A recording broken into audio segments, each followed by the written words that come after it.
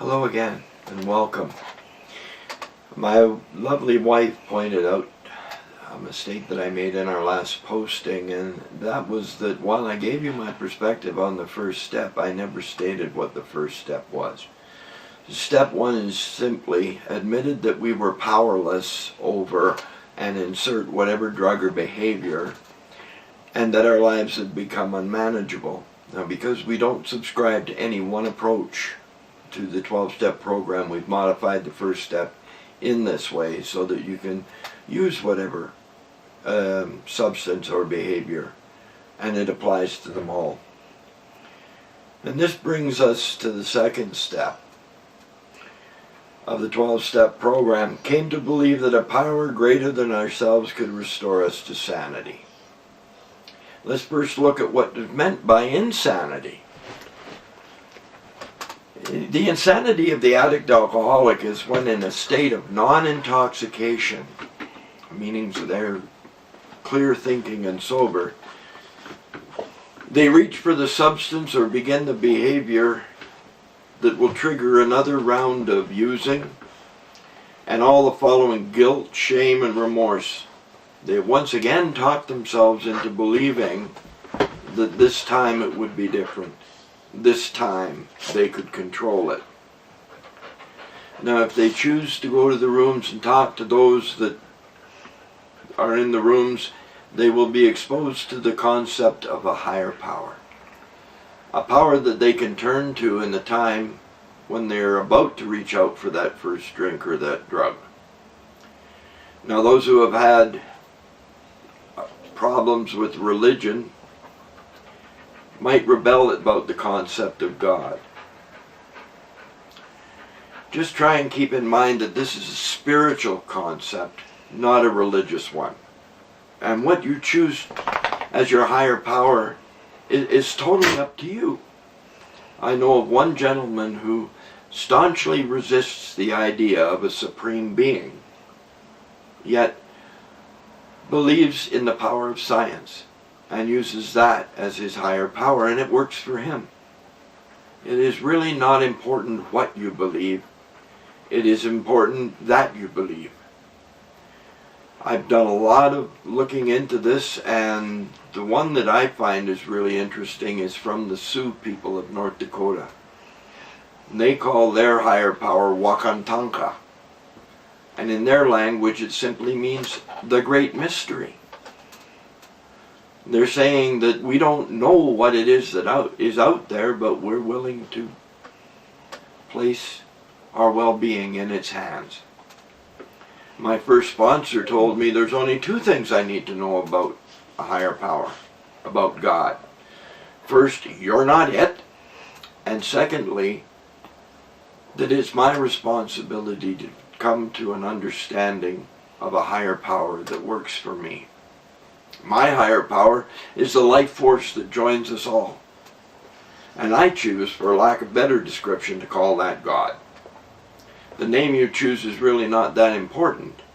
What is important is developing a belief on a power outside yourself, a power that you can turn to in times when you're feeling weak and vulnerable, and when life becomes overwhelming.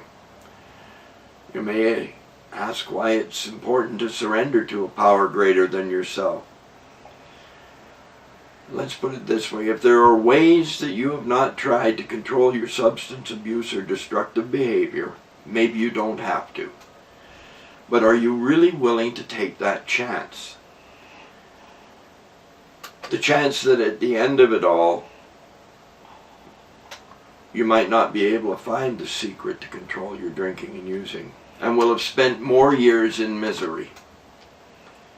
If you ask around the meeting rooms, you'll find those who are willing to share with you all the ways they have tried to control their drinking and using,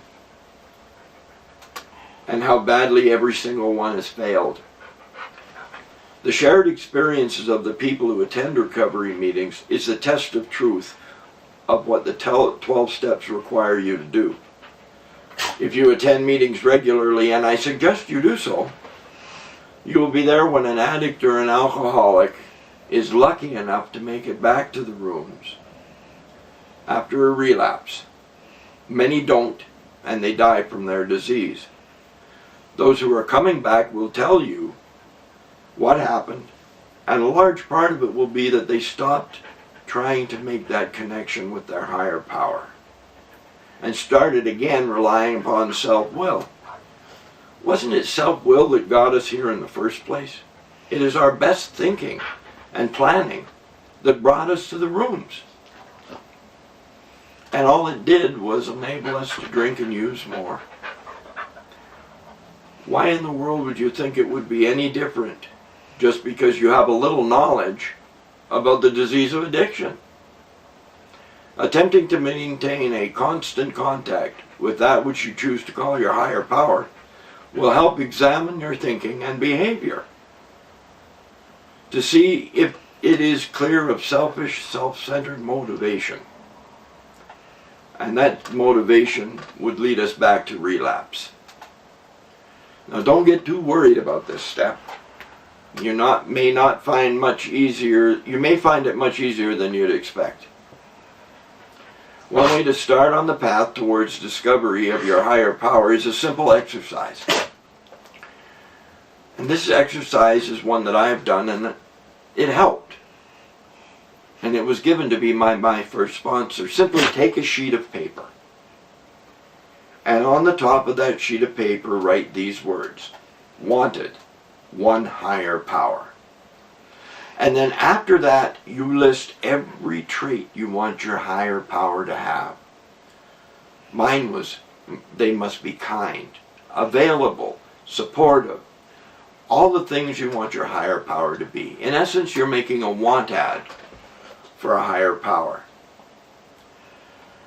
This exercise will help you to begin to visualize what your higher power will be for you. It'll help you to deepen your understanding of what you want from your higher power. It will also allow you to start practicing to communicate with that which you choose to think of as your higher power. Prayer and meditation, step 11, a long way from where we're at, but I think over the weeks you'll come to find if you start practicing now, when you get to that step, it'll be much easier.